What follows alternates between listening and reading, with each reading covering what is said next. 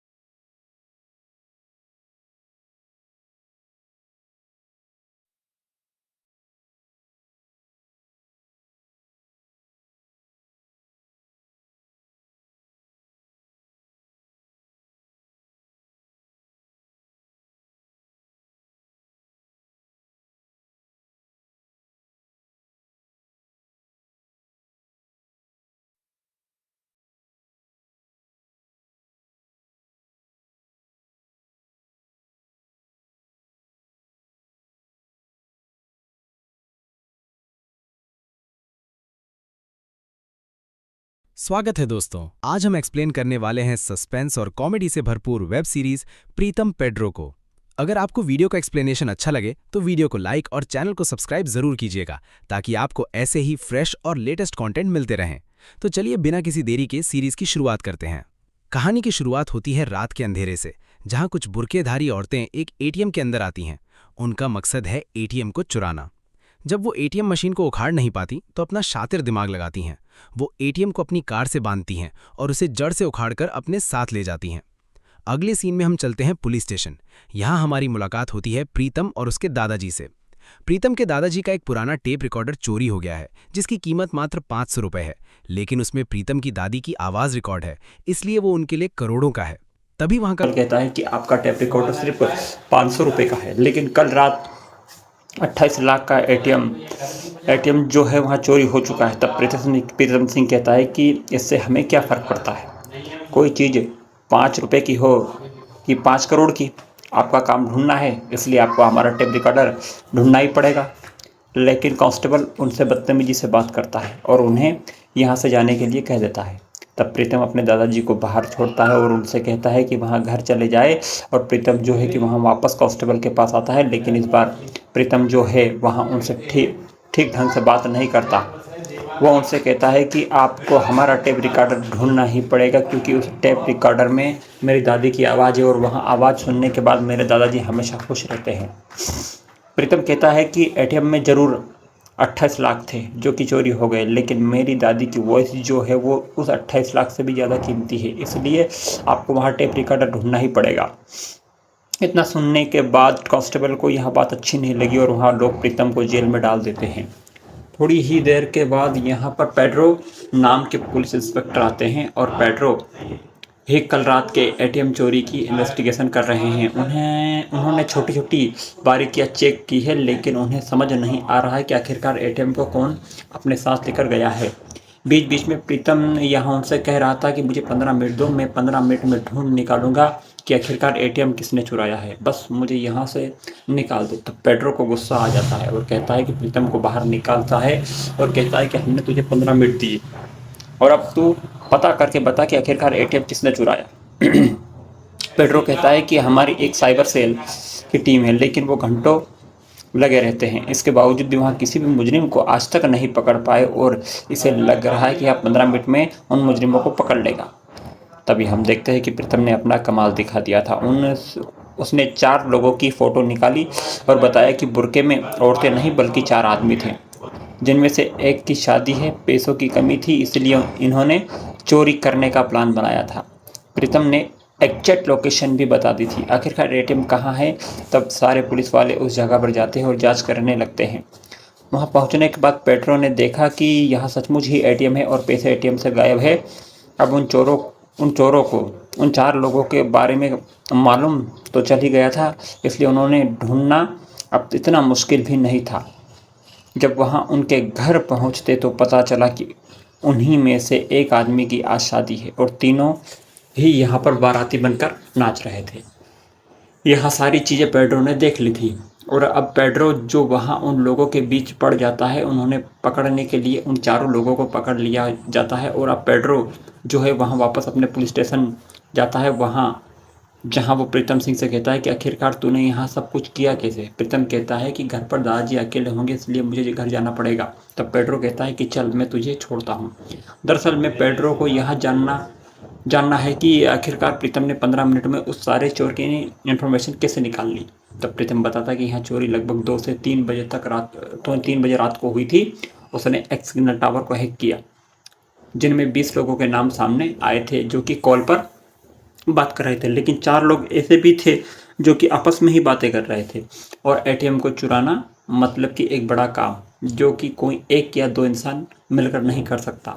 यह काम जरूर 4 लोग ही कर सकते हैं। इसलिए मुझे इन पर डाउट हुआ कि जब इनके नंबर मिले तब मैंने इन्हें सोशल मीडिया पर सर्च किया। सोशल मीडिया पर जाने के बाद मालूम चला कि इन्हीं में से एक की शादी है और इन्हें पैसों की भी ज़रूरत है। तब मेरा डाउट बिल्कुल क्लियर हो गया और मुझे पता चल गया कि इन्हीं 4 लोगों ने चोरी की है। प्रीतम कहता है कि मैंने कोई एक्स्ट्रा दिमाग नहीं लगाया बल्कि थोड़े से कॉमन सेंस का यूज़ किया और आज यहाँ सारे चोर तुम्हारे सामने हैं। थोड़ी देर के बाद ही पेट्रो के पास डीजीपी सर का कॉल आता है और डीजीपी सर पेट्रो को बताते हैं कि तुम्हें तुरंत ही मिनिस्टर के घर जाना पड़ेगा क्योंकि वहाँ मिनिस्टर की पत्नी का मोबाइल फ़ोन जो है वहाँ चोरी हो चुका है। तब पेट्रो तुरंत ही मिनिस्टर के घर पहुँचता है और वहाँ जाकर पीए से पूछताछ करने लगता है। पेट्रो वहाँ जाते ही पीए को बता देता है कि देख लो, यह मोबाइल फ़ोन है जो वहाँ चोरी नहीं हुआ है, बल्कि यह मोबाइल फ़ोन है जो वहाँ घर में ही कहीं कोने में। थोड़ी देर के बाद ही यहाँ पर मिनिस्टर का बेटा विनी आ जाता है। विनी से यहाँ पर पेट्रो थोड़ी बात करता है। विनी के हाथ के अंगूठे के पास ही जलने का निशान था। जब उससे पूछा जाता है कि आखिरकार यह कैसे हुआ, तो विनी बताता है कि यह फायर क्रैकर्स की वजह से हुआ है। और जब मोबाइल फ़ोन की बात करता है तो विनी कहता है, विनी यहाँ से भाग निकलता है। तो यहाँ पर पेट्रो कहता है कि मोबाइल फ़ोन इसी विनी के पास है, अगर मुझे 5 मिनट दे दिए जाए तो विनी के साथ, तो मैं यहाँ पता लगा कर सकता हूँ कि अब यहाँ बात पीए को जब मालूम चली तो पीए तुरंत ही मिनिस्टर के पास गया और उन्हें यह सारी बात बताई कि पेट्रो जो है वह विनी को इंटेरोगेट करना चाहता है। यह सुनने के बाद मिनिस्टर को गुस्सा आ जाता है और वहाँ पेट्रो को खूब चिल्लाने लगते हैं कि आज तुम मेरे बच्चे से पूछताछ करोगे, कल मेरी बीवी से करोगे, अगर तुम्हें काम करना नहीं आता तो तुम मुझे बता दो, मैं तुम्हारा किसी अच्छी जगह पर ट्रांसफ़र करा दूँगा। तब पेट्रो को समझ आ गया कि दीवार पर सर मारने से कुछ नहीं होगा। वहाँ एक मोबाइल शॉप पर जाता है और वहाँ मिनिस्टर की पत्नी का जो मोबाइल फ़ोन है ना, उसी कलर का मोबाइल लेकर आ जाता है। अब उसे एक चोर की भी ज़रूरत थी। कल रात एटीएम चोरों ने जो चोरी की थी, उन्हीं में से एक चोर को यहाँ पर पेट्रो जो है वहाँ हायर कर लेता है और कहता है कि तुझे मिनिस्टर के सामने बस यह बताना है कि मैंने मोबाइल की चोरी की है। अगर तूने इतना बोल दिया तो मैं जेल में तेरा स्पेशल ट्रीटमेंट करवाऊंगा। चोर भी मान जाता है और अब पेड्रो जो है वहाँ मिनिस्टर के घर पहुँच चुका था। उसने बताया कि यहाँ वही चोर है जिसने तुम्हारी पत्नी का मोबाइल चुराया। लेकिन तभी मिनिस्टर पेड्रो को मोबाइल देते हुए कहता है कि उसकी पत्नी का मोबाइल जो है वहाँ मिल चुका है, जो कि ये यहीं पर मौजूद था, वहाँ घर में ही किसी कोने में था। और अब मिनिस्टर वहाँ पेट्रो पर चिल्लाता है कि आखिरकार तुम एक मिनिस्टर को बेवकूफ़ बना रहे थे, तो फिर एक आम जनता को तुम क्या बेवकूफ़ बनाते हो भाई। मिनिस्टर ने यहाँ पर पेड्रो को बहुत सुनाया था और अब मिनिस्टर पेड्रो से कहते हैं कि तुम्हारी पुलिस स्टेशन में मिनिस्ट्री से एक कॉल आएगा, उससे जरूर उठा लेना। इतना सुनने के बाद पेड्रो अपने घर चला जाता है। पेड्रो को एक बात तो समझ में आ चुकी थी कि यहाँ या तो उसे सस्पेंड मिलेगा या फिर उसे एक ऐसी जगह ट्रांसफ़र मिलेगा जहाँ उसने सोचा भी नहीं था। और तभी कांस्टेबल जयंत का कॉल आ जाता है और पेड्रो को बताते हैं कि उसका ट्रांसफ़र हो चुका है। वहाँ भी किसी इलाके के नहीं बल्कि हमारे शहर में साइबर सेल के ऑफिस में, तो जो इंसान क्राइम ब्रांच के लिए बना है उसे साइबर सेल का हेड बना दिया जाता है। लेकिन सच कहूँ तो पेड्रो को साइबर क्राइम के बारे में बिल्कुल भी नॉलेज नहीं है, क्योंकि पेड्रो पर लिखे अल्फ़ाबेट भी उसे ढूंढने पड़ते हैं और उसे समझ आ गया है कि यह काम उसके बस का तो नहीं है। थोड़ी देर के बाद ही यहाँ एक बंदा आता है जो कि एफआईआर दर्ज कराना चाहता है। वहाँ बताता है कि किसी ने मेरे सर्वर पर अटैक किया है और अटैक का नाम सुनते ही पेड्रो को ऐसा लगता है कि किसी आदमी के इस बंदे के ऊपर अटैक किया है।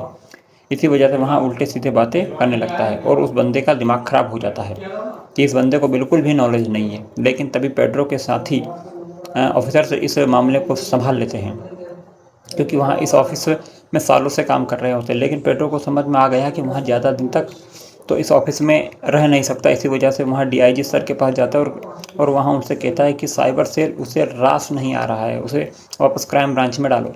लेकिन डीआईजी सर कहते हैं कि मिनिस्टर के घर पर जो कुछ भी हुआ ना, उसके बाद तो बहुत टाइम लग सकता है। तुम्हारा वापस क्राइम ब्रांच में आने में अब तुम्हारे पास सिर्फ एक ही ऑप्शन है, और वो ऑप्शन यह है कि साइबर सेल में रहकर ही तुम्हें 2-3 कुछ स्ट्रॉन्ग केस को सॉल्व करना पड़ेगा, जिसके बाद ही तुम्हारा ट्रांसफ़र जो कि वो क्राइम ब्रांच में होगा। यहाँ बात सुनने के बाद यहाँ पर पेट्रो कहता है कि हम तो मेरे लिए दाएं हाथ का काम है, और वहाँ तुरंत ही प्रीतम के पास जाता है और वो उनसे कहता है कि मुझे तेरी मदद चाहिए। पेट्रो ने प्रीतम से कहा था कि साइबर सेल के ऑफिस में तुझे तेरी मदद चाहिए, लेकिन प्रीतम कहता है कि मैं एक इंजीनियर था, लेकिन मैं अब वैक्यूम क्लीनर बेचने का एक साधारण सा इंसान हूँ। यहाँ हैकिंग वैकिंग छोड़ चुका हूँ, इसलिए आपकी मदद नहीं कर सकता। तब पेट्रो कहता है कि अगर तू मेरी मदद नहीं करेगा तो दादाजी का टेप रिकॉर्डर भी नहीं मिलने वाला है।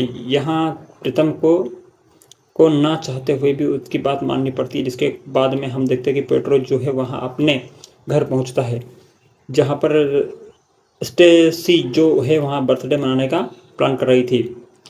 वो यहाँ सजावट कर रही थी कि तभी पेड्रो के पास एक कॉल आता है जो एक जर्नलिस्ट का था, जिसका नाम रूही है। और रूही पर वहाँ पेड्रो को बताती है कि हाल ही में मेरे पास एक मेल आया है। जिस बंदे का मेल आया है वहाँ कह रहा है कि मुझे मेरी पत्नी और उसके बॉयफ्रेंड के बारे में पता चल गया है। आज रात को 11:59 पर उसे मारने वाला हूँ और एक लेटर को रिसेप्शन के पास रखूँगा। उसे पढ़कर लोगों को बताना कि मैं गलत नहीं था।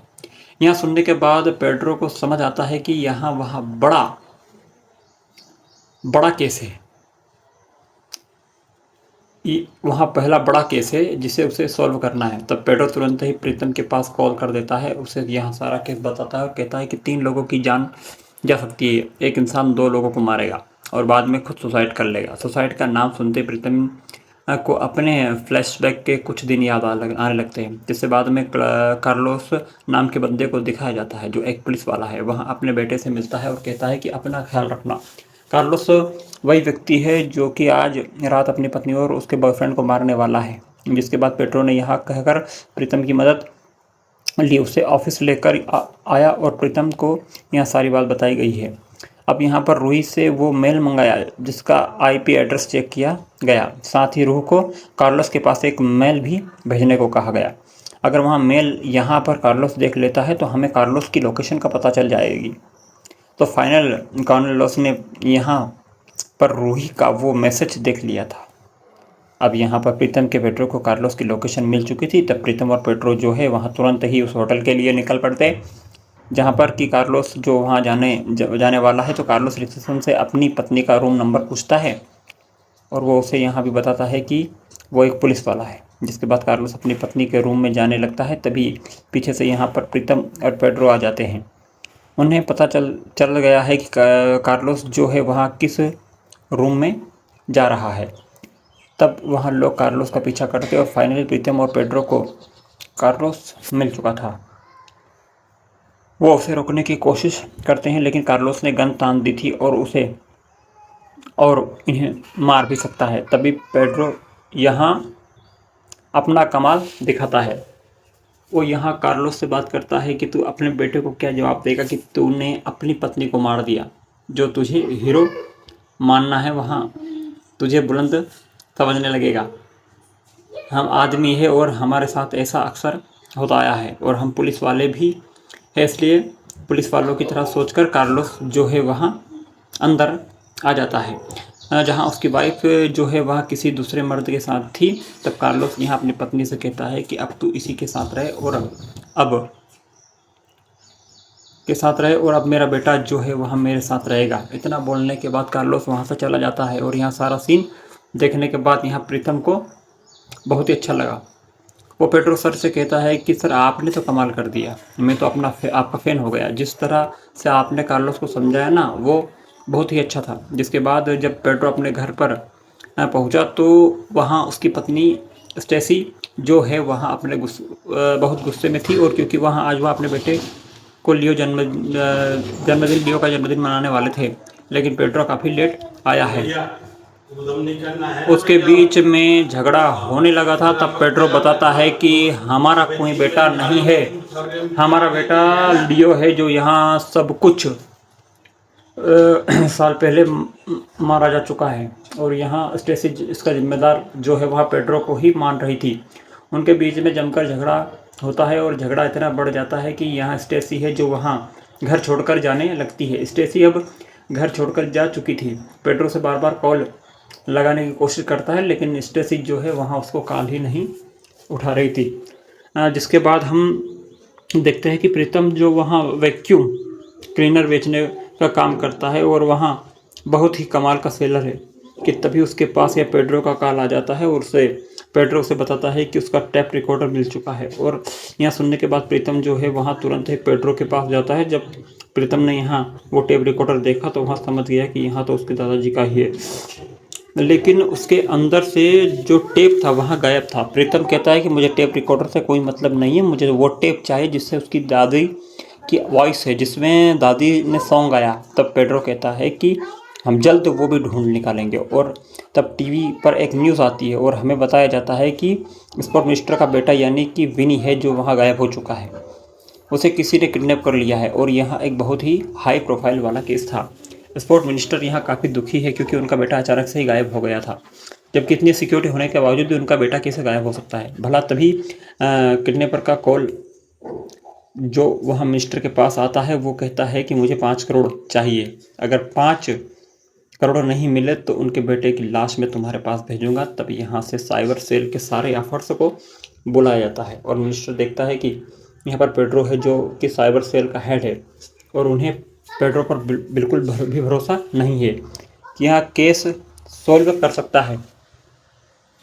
कहता है कि मुझे एक मौका चाहिए। वहाँ बॉबी नाम के एक बंदे के बारे में पता करते हैं और तुरंत ही उस बॉबी के पास पहुंच जाते हैं। लेकिन जब बॉबी के पास पहुंचे ना तो मालूम चला कि बॉबी तो आज मर चुका है। यहाँ केस जो सॉल्व कर सकता है, लेकिन पेड्रो कहता है कि मुझे एक मौका चाहिए। वहाँ बॉबी नाम के एक बंदे के बारे में पता करते हैं और तुरंत ही उस बॉबी के पास पहुंच जाते हैं। लेकिन जब बॉबी के पास पहुँचे ना तो मालूम चला कि बॉबी तो आज मर चुका है। यहाँ हमें मालूम चलता है कि बॉबी दरअसल में कोई लड़का नहीं बल्कि 102 साल की बूढ़ी औरत थी। यह बात जब मिनिस्टर को मालूम चली तो वहाँ पेड्रो के ऊपर खूब गुस्सा करते हैं। वह कहते हैं कि मुझे पता था यहाँ बंदा जो है वहाँ काम के बिल्कुल लायक है ही नहीं। यह सारी बातें सुनने के बाद पेड्रो को गुस्सा आ जाता है। वहाँ कहता है कि जो इंसान क्राइम ब्रांच में अपना काम कर रहा था, आपने उसे साइबर सेल में डाल दिया। साइबर सेल में मुझे कीबोर्ड समझ ही नहीं आते हैं और अल्फ़ाबेट आखिरकार ए से शुरू होना था, वो क से शुरू होता है। मुझे मेरे तरीके से काम करने ही नहीं दिया जाता है। जब शुरुआत में मेरे पास केस आया था तो तुम्हारे मोबाइल चोरी का, तब मैंने कह दिया था कि मोबाइल फ़ोन जो है वहाँ घर में ही कहीं कोने में है, लेकिन आपको तो मेरी बात माननी ही नहीं थी। जब आपको सब कुछ कंट्रोल करना ही था तो फिर मैं किस लिए हूँ? अगर आप मेरा काम मुझे ठीक ढंग से करने दे तो मैं आपके बेटे बॉबी को किसी भी हालत में ला कर रहूँगा। मेरे पास साइबर सेल का एक ऐसा जीनियस बंदा है जो कि उसे ढूंढ निकालेगा। इतना बोलने के बाद पेड्रो जो है वहाँ गुस्से में बाहर चला जाता है। तभी मिनिस्टर का एक पीए साठे है जो वहाँ वापस से पेड्रो के पास जाता है और उनसे कहता है कि मिनिस्टर सर आपसे माफ़ी मांग रहे हैं और उन्हें आपको अंदर आने के लिए कहा है और उसी जीनियस को भी बुलाने को कहा है। तब पेड्रो प्रीतम को अपने साथ लेकर जाता है। उससे वो यहाँ सारा केस समझा और अब मिनिस्टर के सामने दोनों बताते हैं कि जैसे ही किडनैप का कॉल आएगा हम 15 मिनट में उसके बारे में पता कर लेंगे कि आखिर वहाँ कहाँ मौजूद है। थोड़ी देर के बाद उस किडनैपर का कॉल आ जाता है। वहाँ कहता है कि मुझे 5 करोड़ चाहिए, लेकिन यहाँ पे जो है वहाँ उसे बात में लगाता है ताकि प्रीतम को थोड़ा टाइम मिल जाए और वहाँ उसकी लोकेशन ढूंढ निकाले। लेकिन यहाँ प्रीतम कहता है कि आजकल किसी भी इंसान से 10 मिनट बात करो या 10 सेकंड तो हमें उनके बारे में पता चल ही जाता है। तो यहाँ प्रीतम ने भी उस किडनैप को ढूंढ निकाला था। वहाँ कहता है कि देखो हमेशा ना किसी किडनैप 2 मोबाइल से फ़ोन यूज़ करते हैं, एक पर्सनल और एक मोबाइल फ़ोन होता है जिसमें सिम वहाँ हमेशा निकाल कर फेंक देते हैं। लेकिन मैंने जो उस मोबाइल फ़ोन मतलब कि पर्सनल मोबाइल के बारे में भी पता कर लिया है और यहाँ भी पता कर लिया है कि आखिरकार वो कहाँ पर मौजूद है। तो पेट्रो के सारे ऑफिसर्स जो है वहाँ उस जगह पर पहुँच जाते हैं जहाँ पर कि वहाँ बंदा मौजूद है और अब सारे लोग उस पर नज़र बनाकर रखे थे। उन्हें पता चला कि 4:30 के आसपास वहाँ बंदा जो है वहाँ खाना लेने के लिए जाता है और यही वहाँ मौका था जब वहाँ लोग उस बंदे के घर में यहाँ बॉबी को ढूंढने के लिए जाएंगे। और यहाँ प्रीतम पेड्रो से कहता है कि मुझे ना बहुत ज़ोर से एक डाउट आ रहा है कि इन सब के पीछे, इन सारी किडनैपिंग के पीछे इसी घर की एक औरत का हाथ है और वहाँ औरत कोई और नहीं बल्कि मिनिस्टर की पत्नी श्रद्धा का हाथ है। श्रद्धा का मोबाइल अगर मिल जाए तो हम उसके बारे में सब कुछ पता कर सकते हैं, लेकिन यह इतना आसान नहीं था। तभी उन्हें मालूम चला कि श्रद्धा जो वहाँ एलेक्सा का बहुत यूज़ करती है। तब उन्होंने एलेक्सा को हैक करने का सोचा, लेकिन पासवर्ड मांग रहा था। आखिरकार पासवर्ड क्या डाले यहाँ समझ नहीं आ रहा था। लेकिन यहाँ हमें मालूम चलता है कि श्रद्धा और पेड्रो के ख्यालात बहुत मिलते हैं जुलते हैं, क्योंकि उनका पासवर्ड जो है वो भी 1 2 3 4 5 था। मिनिस्टर की पत्नी श्रद्धा ने एलेक्सा से जितनी भी बातें बोली थी वहाँ सारी बातें प्रीतम और पेड्रो के पास भी थी। उन्हें यहाँ पर मालूम चलता है कि श्रद्धा जो है वहाँ 2 दिन पहले मॉल गई थी। मॉल से बस स्टैंड गई और बस स्टैंड से वहाँ एक कैफ़े गई थी। इसके बारे में ज़रूर ड्राइवर को तो पता ही होगा। अब वो ड्राइवर से पूछताछ करने के लिए जाते हैं। ड्राइवर कुछ भी नहीं बता पा रहा था, तब पेड्रो उसे बुरी तरह से पीटता है और यहाँ ड्राइवर बताता है कि हाँ, मैंने मैडम को मॉल लेकर गया था। और उसकी सारी बातें सुनने के बाद उन्हें समझ आ जाता है कि आखिरकार श्रद्धा मैडम ने क्या किया होगा।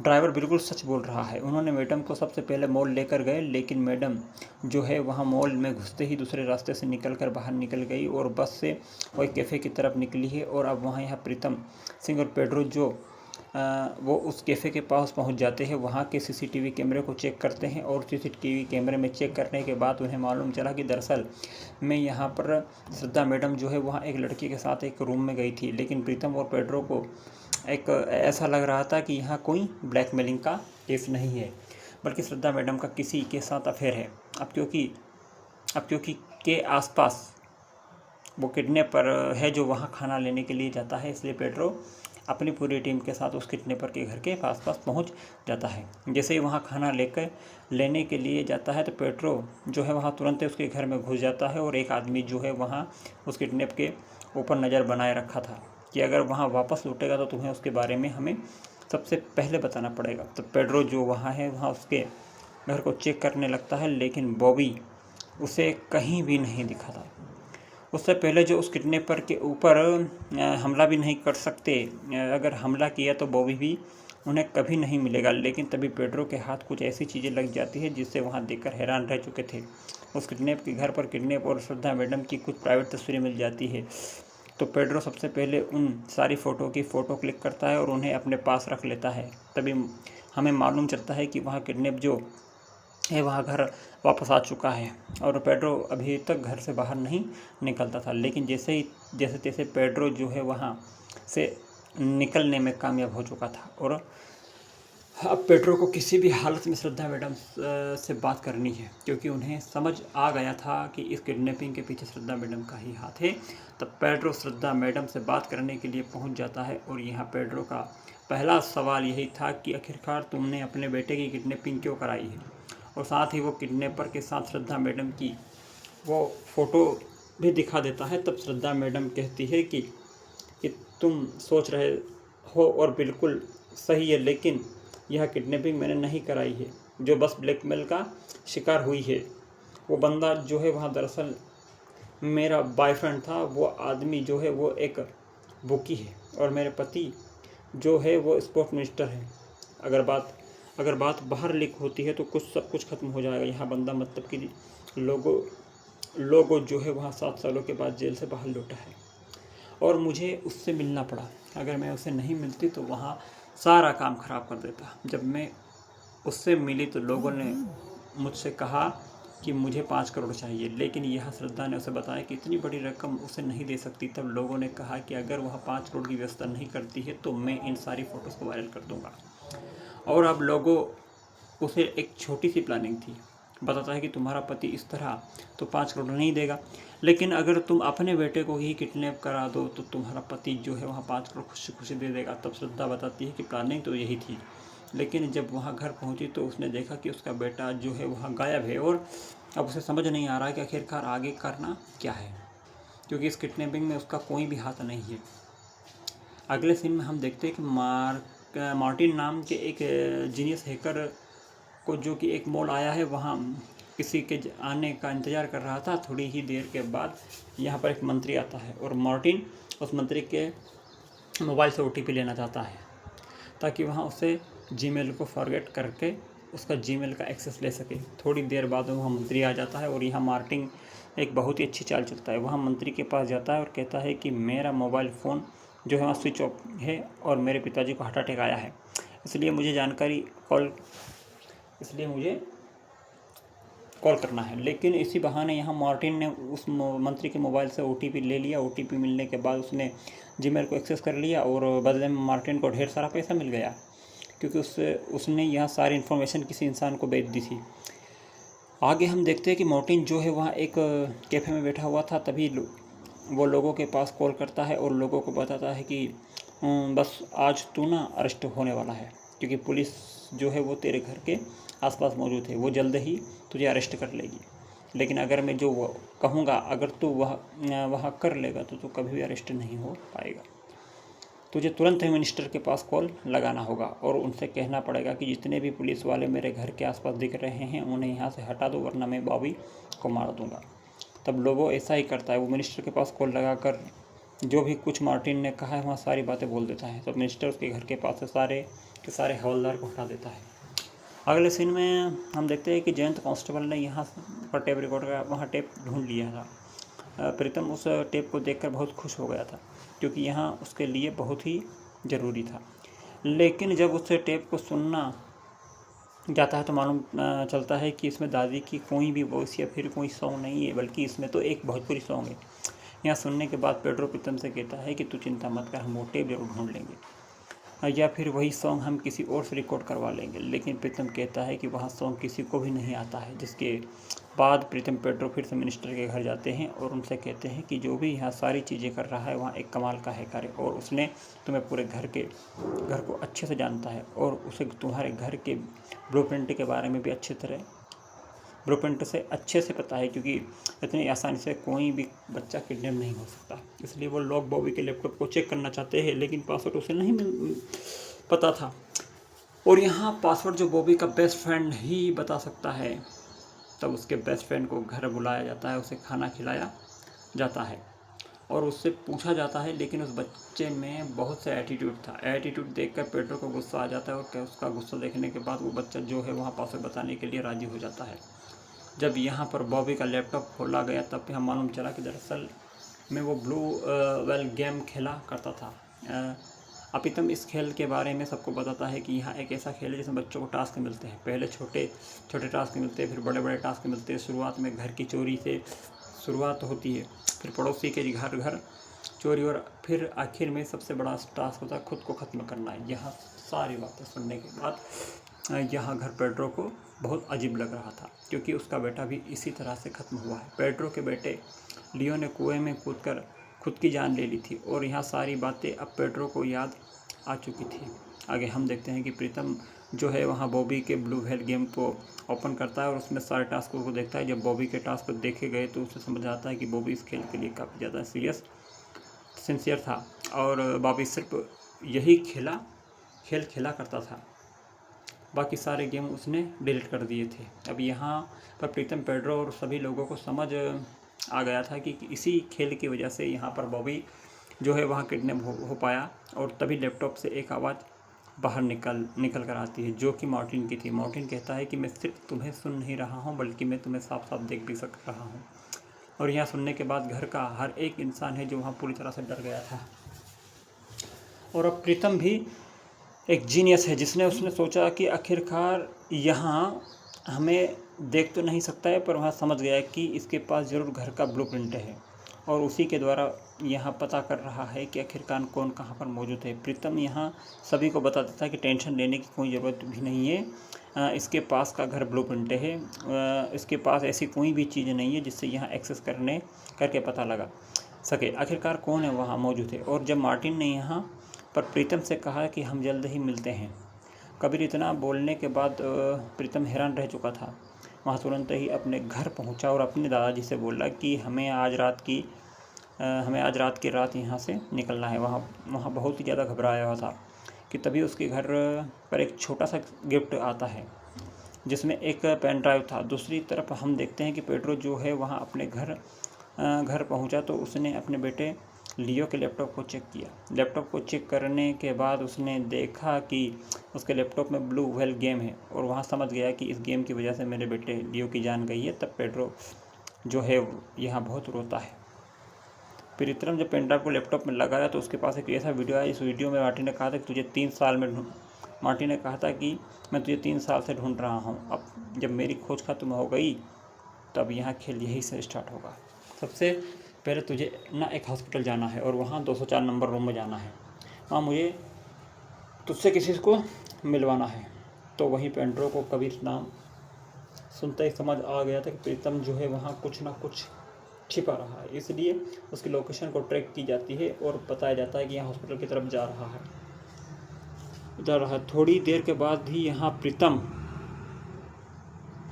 बताया जाता है कि यहाँ हॉस्पिटल की तरफ जा रहा है। थोड़ी देर के बाद ही यहाँ प्रीतम जो है वहाँ हॉस्पिटल पहुँच जाता है।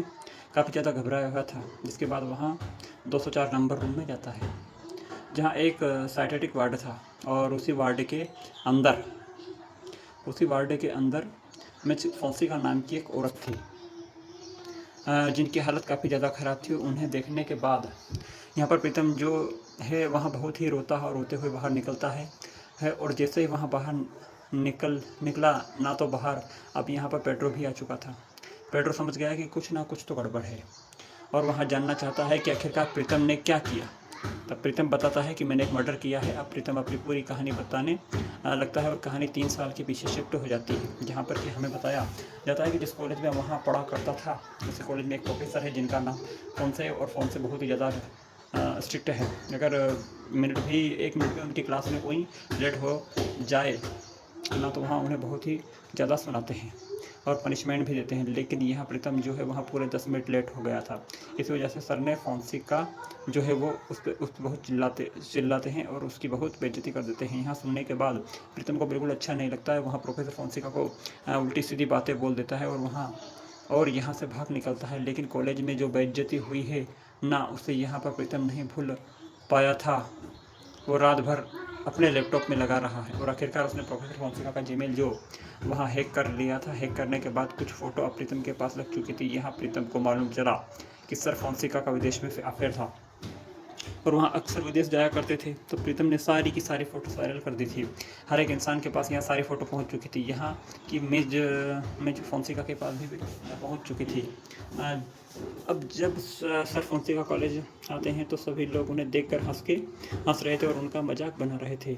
जब यहाँ सारी बातें फोन्सेका सर को मालूम चली तो वहाँ अपना मुंह दिखाने लायक नहीं थे। तब उन्होंने डिसीजन लिया और लाइट हाउस पर जाकर वहाँ से कूद गए थे और खुद की जान ले ली थी। यहाँ सारी बातें प्रीतम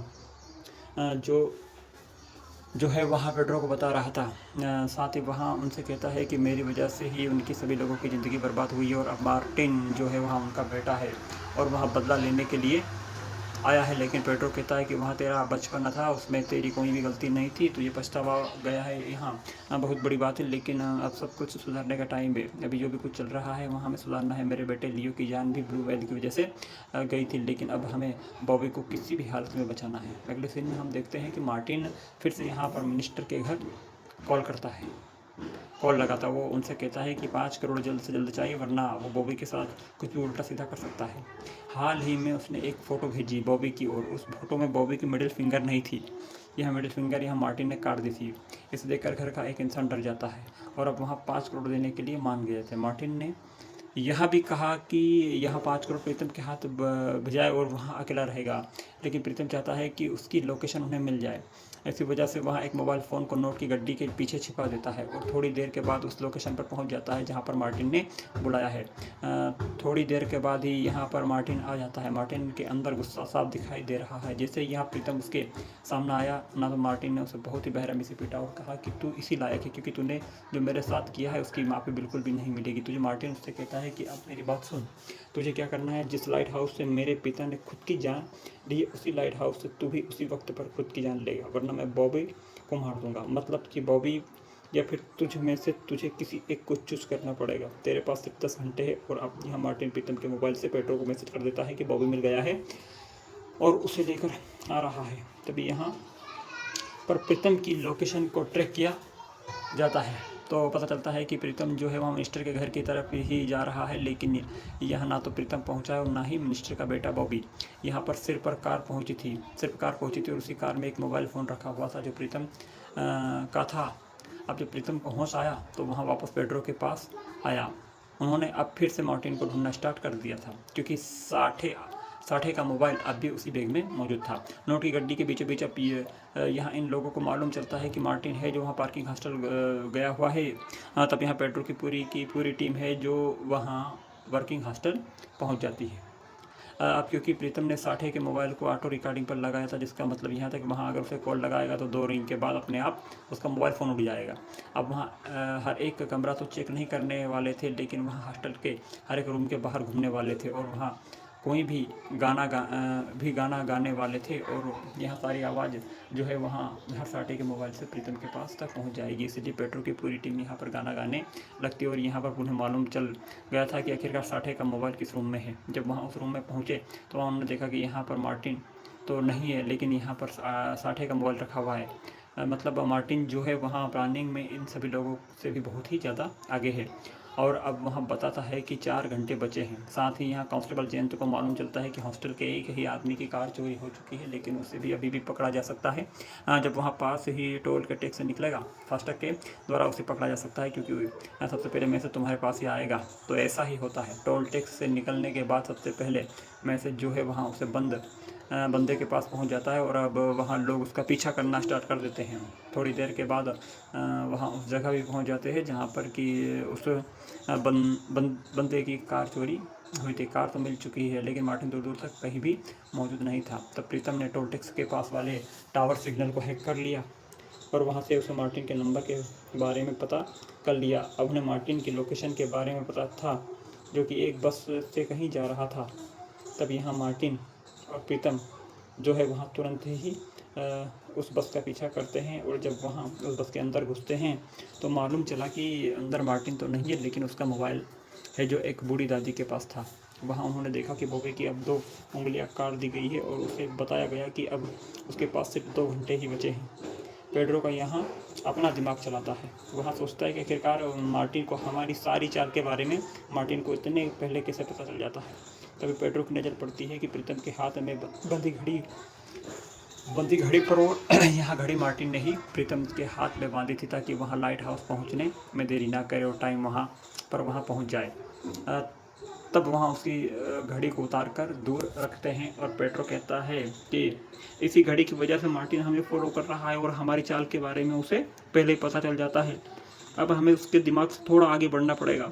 अब यहाँ पर वो घड़ी फिर से पहन लेते हैं, अब क्योंकि घड़ी में माइक्रोफोन फिट था, इसलिए यहाँ पर पेड्रो एक चालाकी करता है। वहाँ ऐसे बात करता है जिससे यहाँ पर प्रीतम जो है वहाँ सचमुच ही लाइट हाउस के जाने वाला है और वहाँ से कूदने वाला है और पेड्रो उसके साथ ही है, जो कि यहीं पर रुकने वाले हैं और वहाँ प्रीतम का कोई भी साथ नहीं देंगे। अब प्रीतम जो है वहाँ लाइट हाउस की तरफ निकल पड़ता है और इस घड़ी को वो दूर रख देता है। अब जब प्रीतम लाइट हाउस की तरफ जा रहा था तब पेड्रो से कहता है कि मुझे तुझसे कुछ बात करनी है। हाल ही में मार्टिन ने जो बॉबी की फ़ोटो भेजी है वहाँ राइट हैंड की फ़ोटो थी, 2 उंगलियां गायब है, लेकिन अंगूठे के पास जलने का निशान नहीं था, मतलब कि यहाँ फ़ोटो फेक है और बॉबी को उसने कोई भी हार्म नहीं पहुँचाया।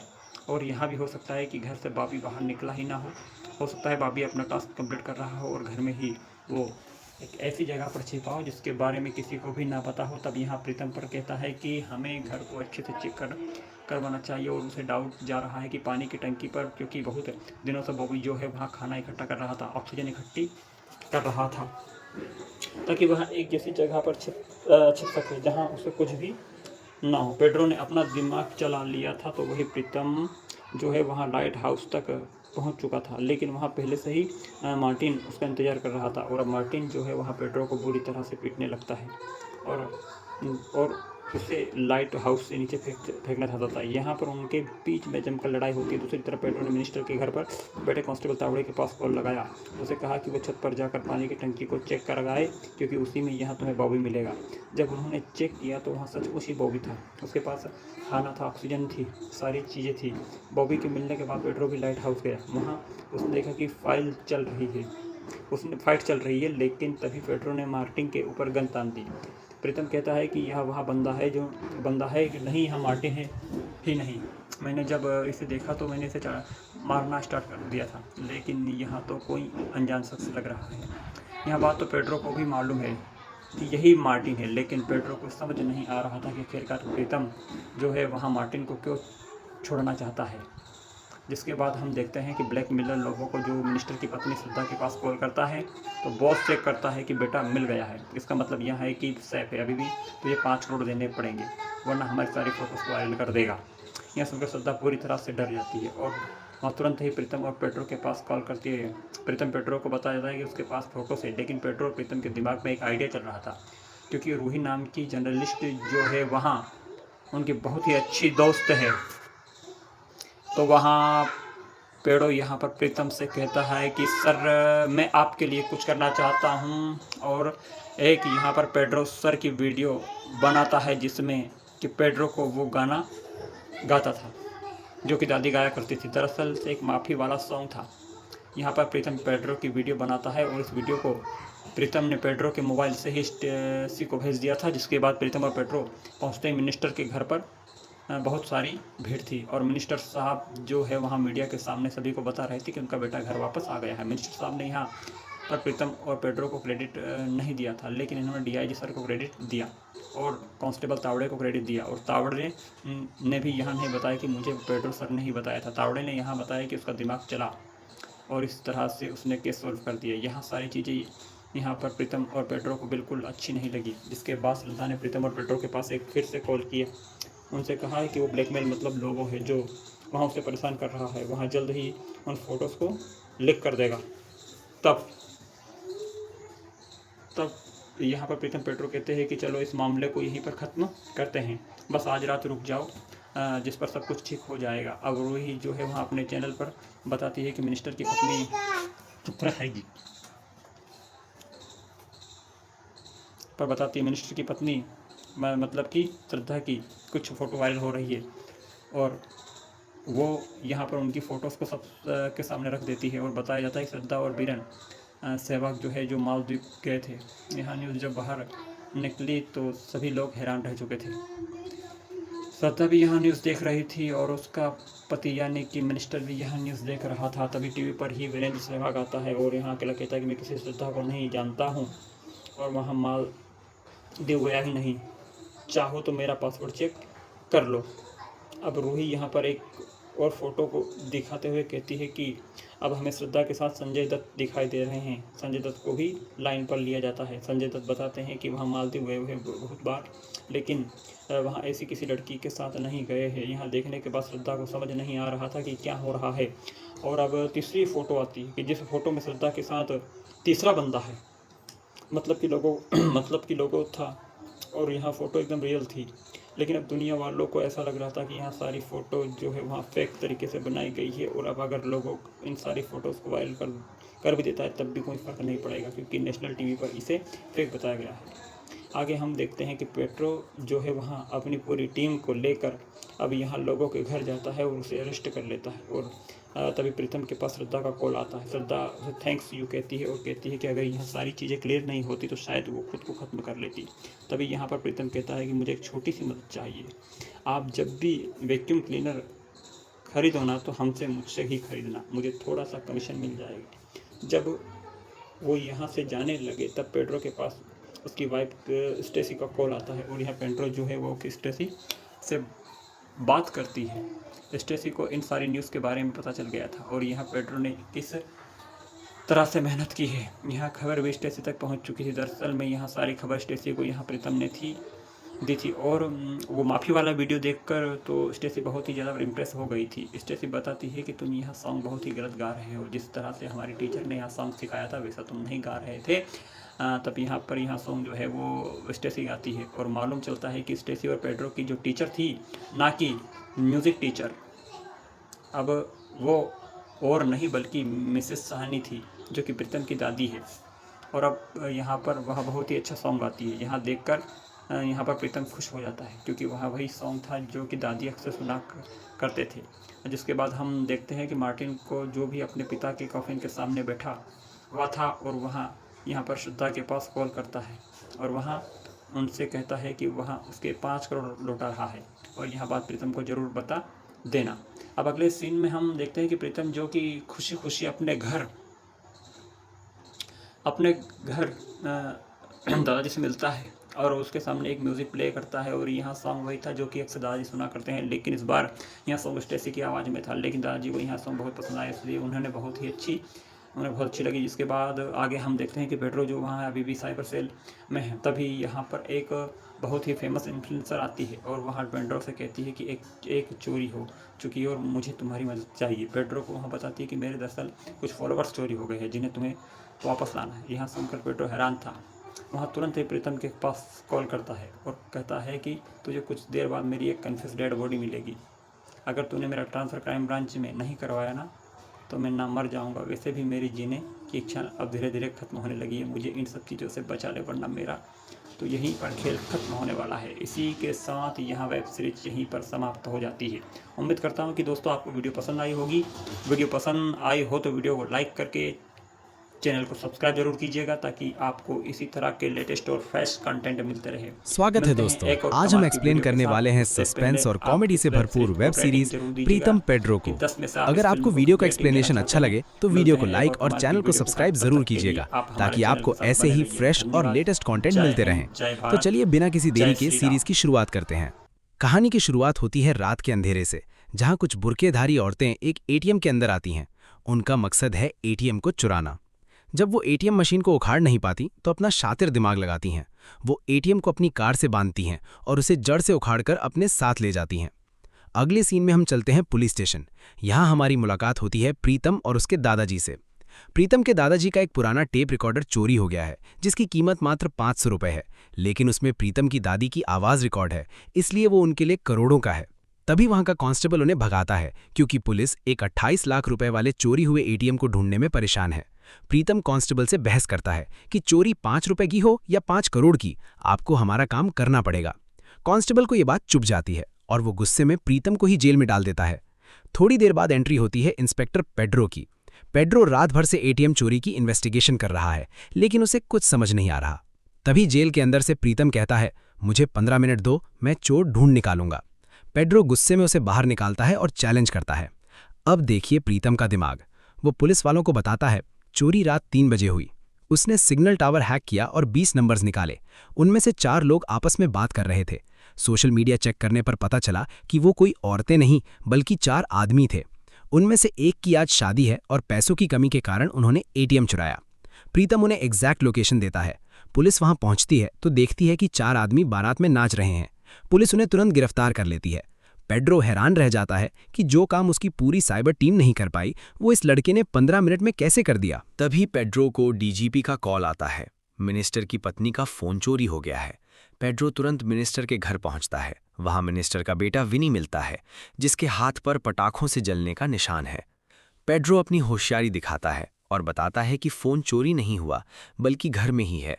वो किसी दूसरे का फोन लेकर कॉल करता है और मिनिस्टर की पत्नी का फोन उसी घर में मिल जाता है। लेकिन मिनिस्टर इस बात पर भड़क जाता है कि एक आम जनता की तरह पुलिस ने उसका मजाक उड़ाया। इसका नतीजा पेड्रो का ट्रांसफर सीधा साइबर सेल में कर दिया जाता है। पेड्रो के लिए साइबर सेल किसी नरक से कम नहीं था। उसे कंप्यूटर के अल्फाबेट्स तक नहीं पता। तभी एक आदमी सर्वर हैक होने की एफआईआर लिखाने आता है। पेड्रो को लगता है किसी ने सर्वर नाम के आदमी पर हमला कर दिया है। पेड्रो को समझ आ जाता है कि वो यहाँ नहीं टिक सकता।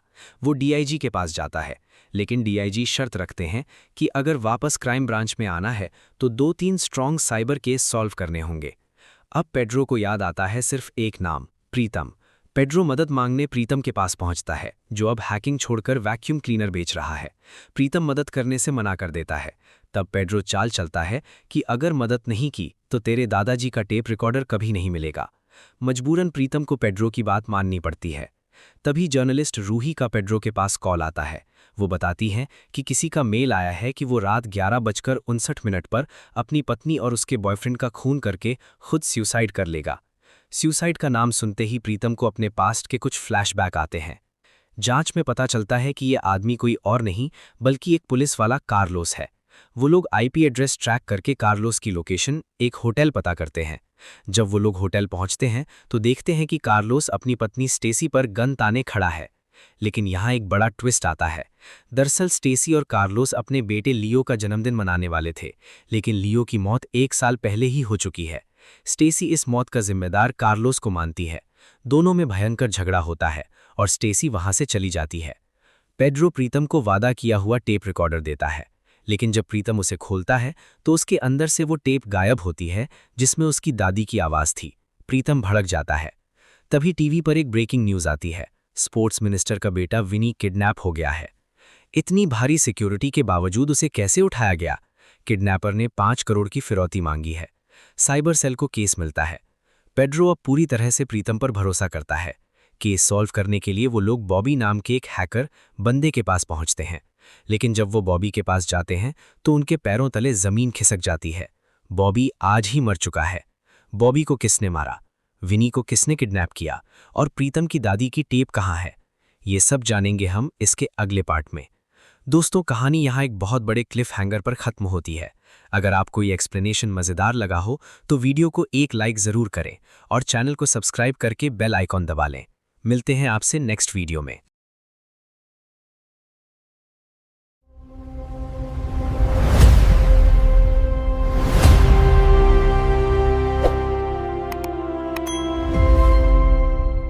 कहता है कि आपका टेप रिकॉर्डर सिर्फ 500 रुपये का है, लेकिन कल रात 28 लाख का एटीएम जो है वहाँ चोरी हो चुका है। तब प्रीतम सिंह कहता है कि इससे हमें क्या फ़र्क पड़ता है, कोई चीज़ 5 रुपये की हो कि 5 करोड़ की, आपका काम ढूंढना है, इसलिए आपको हमारा टेप रिकॉर्डर ढूंढना ही पड़ेगा। लेकिन कांस्टेबल उनसे बदतमीजी से बात करता है और उन्हें यहाँ से जाने के लिए कह देता है। तब प्रीतम अपने दादाजी को बाहर छोड़ता है और उनसे कहता है कि वहाँ घर चले जाए, और प्रीतम जो है कि वहाँ वापस कांस्टेबल के पास आता है। लेकिन इस बार प्रीतम जो है वहाँ उनसे ठीक ढंग से बात नहीं करता। वो उनसे कहता है कि आपको हमारा टेप रिकॉर्डर ढूंढना ही पड़ेगा, क्योंकि उस टेप रिकॉर्डर में मेरी दादी की आवाज़ है और वहाँ आवाज़ सुनने के बाद मेरे दादाजी हमेशा खुश रहते हैं। प्रीतम कहता है कि एटीएम में ज़रूर 28 लाख थे जो कि चोरी हो गए, लेकिन मेरी दादी की वॉइस जो है वो उस 28 लाख से भी ज़्यादा कीमती है, इसलिए आपको वहाँ टेप रिकॉर्डर ढूंढना ही पड़ेगा। इतना सुनने के बाद कांस्टेबल को यह बात अच्छी नहीं लगी और वहाँ लोग प्रीतम को जेल में डाल देते हैं। थोड़ी ही देर के बाद यहाँ पर पेड्रो नाम के पुलिस इंस्पेक्टर आते हैं और पेड्रो ही कल रात के एटीएम चोरी की इन्वेस्टिगेशन कर रहे हैं। उन्होंने छोटी छोटी बारीकियां चेक की है, लेकिन उन्हें समझ नहीं आ रहा है कि आखिरकार एटीएम को कौन अपने साथ लेकर गया है। बीच बीच में प्रीतम यहाँ उनसे कह रहा था कि मुझे 15 मिनट दो, मैं 15 मिनट में ढूंढ निकालूंगा कि आखिरकार एटीएम किसने चुराया है, बस मुझे यहाँ से निकाल दो। तब पेड्रो को गुस्सा आ जाता है और कहता है कि प्रीतम को बाहर निकालता है और कहता है कि हमने तुझे 15 मिनट दिए और अब तू पता करके बता कि आखिरकार एटीएम किसने चुराया। पेड्रो कहता है कि हमारी एक साइबर सेल की टीम है, लेकिन वो घंटों लगे रहते हैं, इसके बावजूद भी वहाँ किसी भी मुजरिम को आज तक नहीं पकड़ पाए और इसे लग रहा है कि आप 15 मिनट में उन मुजरिमों को पकड़ लेगा। तभी हम देखते हैं कि प्रीतम ने अपना कमाल दिखा दिया था। उसने 4 लोगों की फ़ोटो निकाली और बताया कि बुरके में औरतें नहीं बल्कि 4 आदमी थे, जिनमें से एक की शादी है, पैसों की कमी थी, इसलिए इन्होंने चोरी करने का प्लान बनाया था। प्रीतम ने एग्जैक्ट लोकेशन भी बता दी थी। आखिरकार एटीएम कहाँ है? तब सारे पुलिस वाले उस जगह पर जाते हैं और जांच करने लगते हैं। वहाँ पहुँचने के बाद पेड्रो ने देखा कि यहाँ सचमुच ही एटीएम है और पैसे एटीएम से गायब है। अब उन चोरों को उन 4 लोगों के बारे में मालूम तो चल ही गया था, इसलिए उन्होंने ढूंढना अब इतना मुश्किल भी नहीं था।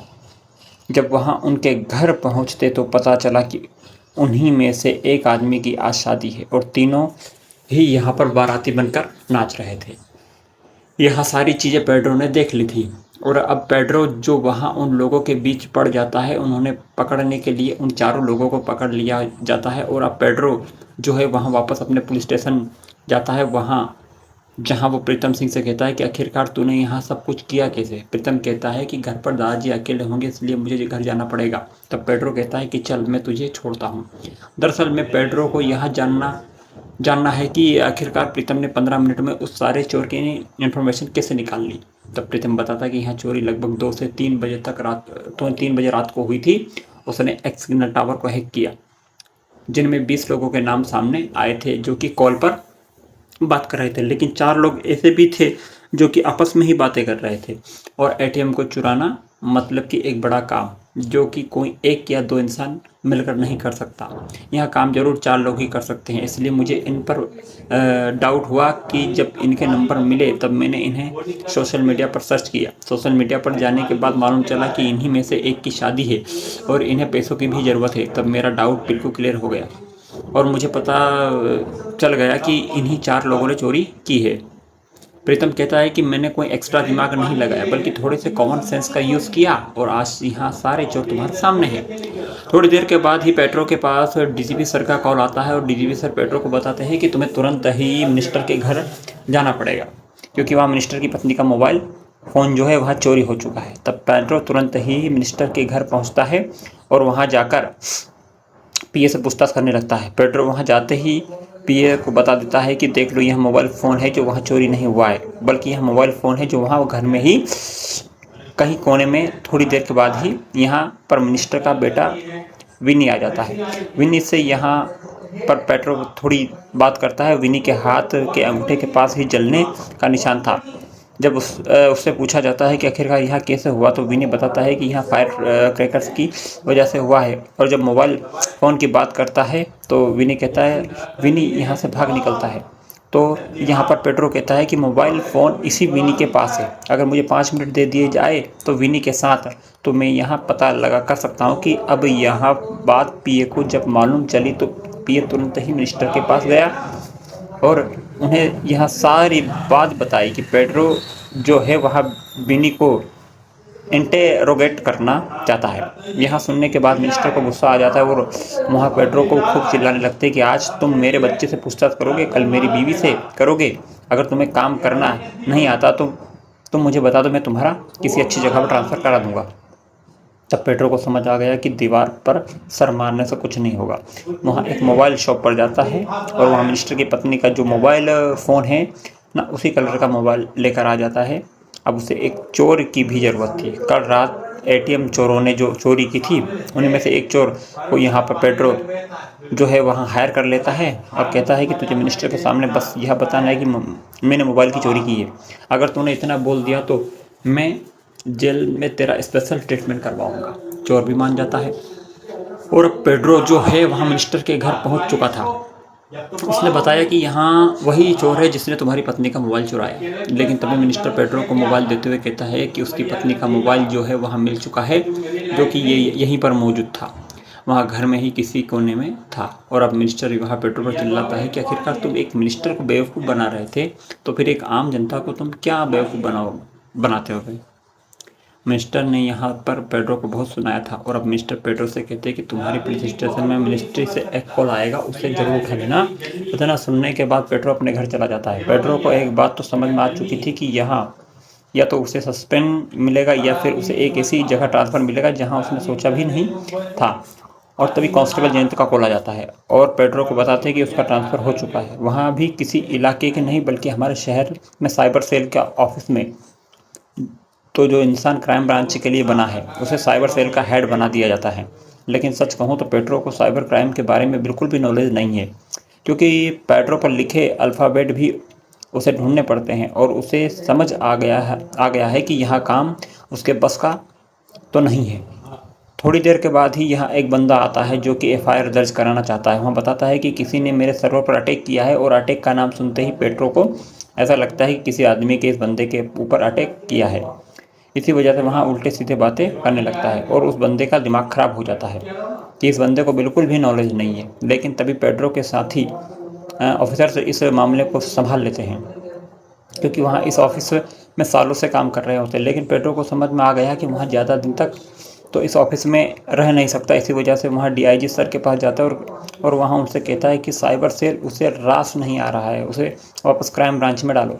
लेकिन डीआईजी सर कहते हैं कि मिनिस्टर के घर पर जो कुछ भी हुआ ना, उसके बाद तो बहुत टाइम लग सकता है।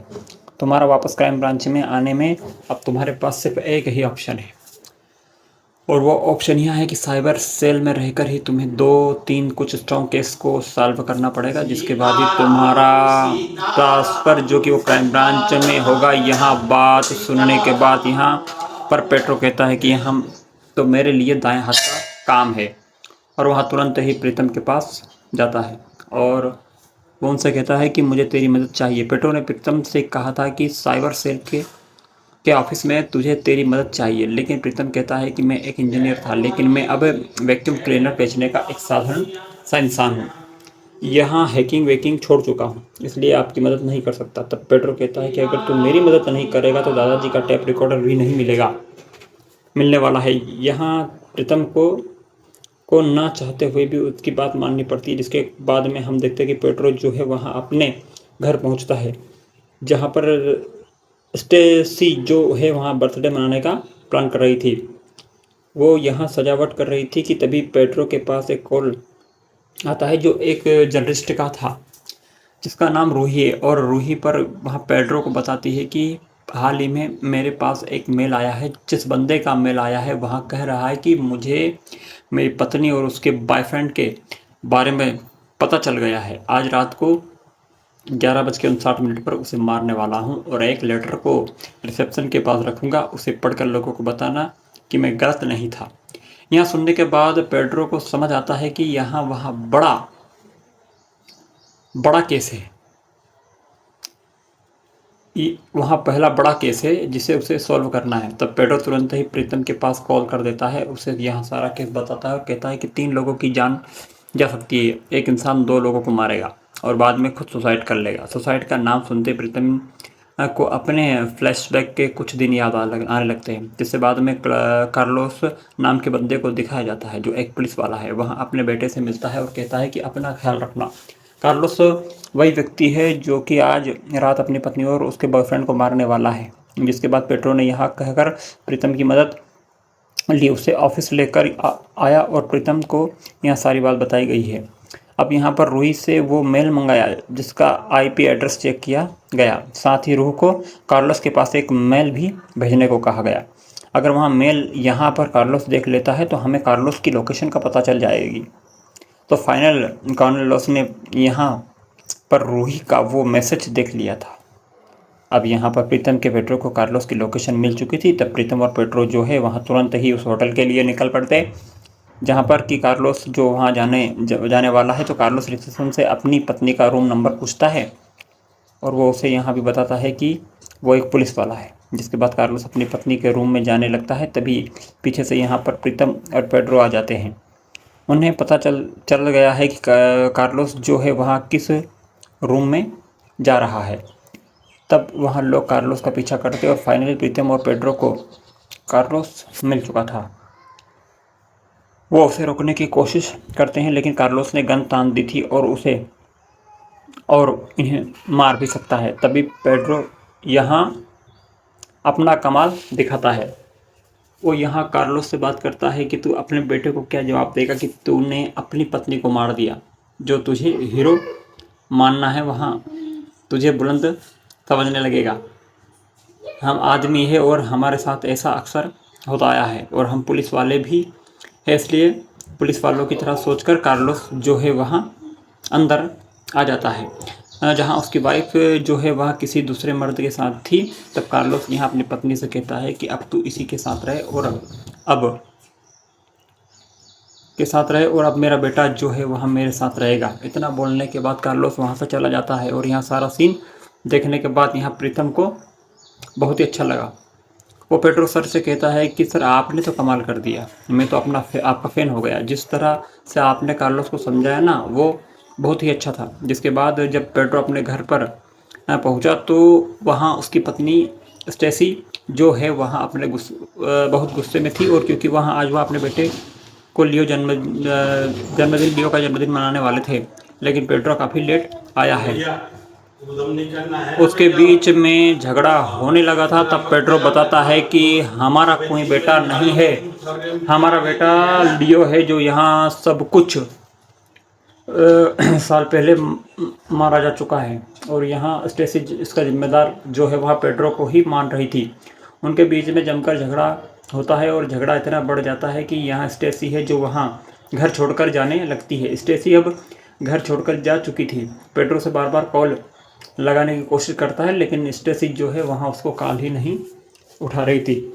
जिसके बाद हम देखते हैं कि प्रीतम जो वहाँ वैक्यूम क्लीनर बेचने का काम करता है और वहाँ बहुत ही कमाल का सेलर है कि तभी उसके पास या पेड्रो का कॉल आ जाता है और उसे पेड्रो उसे बताता है कि उसका टैप रिकॉर्डर मिल चुका है। और यहाँ सुनने के बाद प्रीतम जो है वहाँ तुरंत ही पेड्रो के पास जाता है। जब प्रीतम ने यहाँ वो टेप रिकॉर्डर देखा तो वहाँ समझ गया कि यहाँ तो उसके दादाजी का ही है, लेकिन उसके अंदर से जो टेप था वहाँ गायब था। प्रीतम कहता है कि मुझे टेप रिकॉर्डर से कोई मतलब नहीं है, मुझे वो टेप चाहिए जिससे उसकी दादी की वॉइस है, जिसमें दादी ने सॉन्ग गाया। तब पेड्रो कहता है कि हम जल्द वो भी ढूंढ निकालेंगे। और तब टीवी पर एक न्यूज़ आती है और हमें बताया जाता है कि स्पोर्ट मिनिस्टर का बेटा यानी कि विनी है जो वहाँ गायब हो चुका है, उसे किसी ने किडनैप कर लिया है। और यहाँ एक बहुत ही हाई प्रोफाइल वाला केस था।